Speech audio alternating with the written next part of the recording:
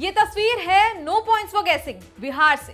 BPSC exam का तो आपने नाम जाहिर तौर पर सुना ही होगा। यहां मामला है उसी परीक्षा का, बिहार पब्लिक सर्विस कमीशन की 67th बीपीएससी परीक्षा का।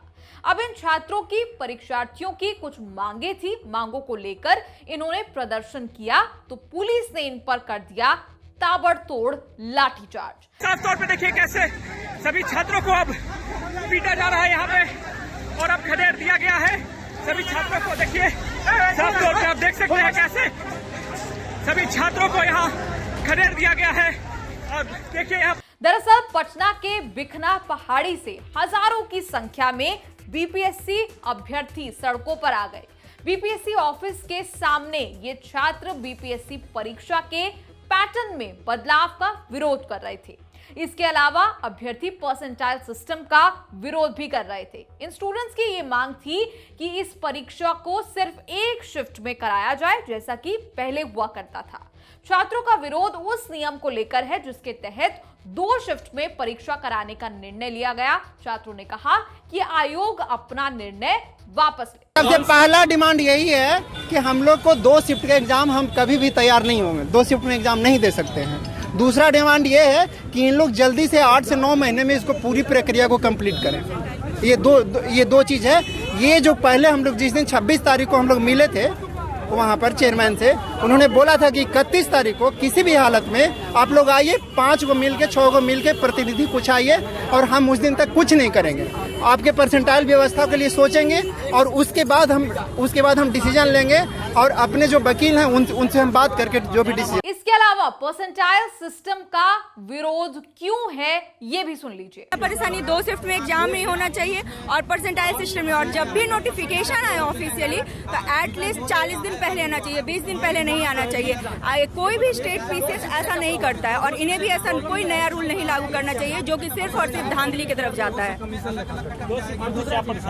बिल्कुल परेशानी है। आपको नहीं पता, हमें नहीं पता कि कैसे वो हमारा रिजल्ट निकालेंगे। परसेंटाइल सिस्टम में हो सकता है कि 94 वाले को हो जाए और 104 वाले को ना हो। आपको परसेंटेज, आपको ना मार्क्स नहीं पता चले, आप 88%, 70% आपको मार्क्स नहीं पता चलेगा तो हम कैसे परसेंटाइल को समर्थन कर सकते हैं। अब जब इन तमाम मांगों को लेकर हजारों छात्र सड़कों पर आ गए तो पुलिस ने इन पर कर दिया लाठीचार्ज। पटना के म्यूजियम के पास पुलिस ने सभी प्रदर्शनकारियों को रोका और फिर दे दनादन। दरअसल Bihar public service commission 67th PT exam का आयोजन 20 और 22 सितंबर 2022 को करने वाला है। इस बार ये परीक्षा 2 दिन को होगी। प्रारंभिक परीक्षा में परसेंटाइल के आधार पर अंक देने का निर्णय लिया गया है। परसेंटाइल स्कोर परसेंटेज स्कोर के समान नहीं है। परसेंटाइल स्कोर उन सभी अभ्यर्थियों के प्रदर्शन पर बेस्ड होगा जो उस शिफ्ट के एग्जाम में शामिल हुए होते हैं। परसेंटाइल का अर्थ है कि कितने उम्मीदवार हैं जिनके मार्क्स आपसे कम या बराबर आए हैं।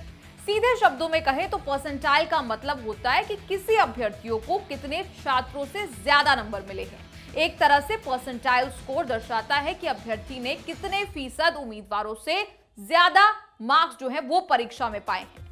उदाहरण के तौर पर अगर किसी अभ्यर्थी का जो परसेंटाइल 70% है तो इसका मतलब ये हुआ कि उसने 70% उम्मीदवारों से ज्यादा मार्क्स हासिल किए हैं।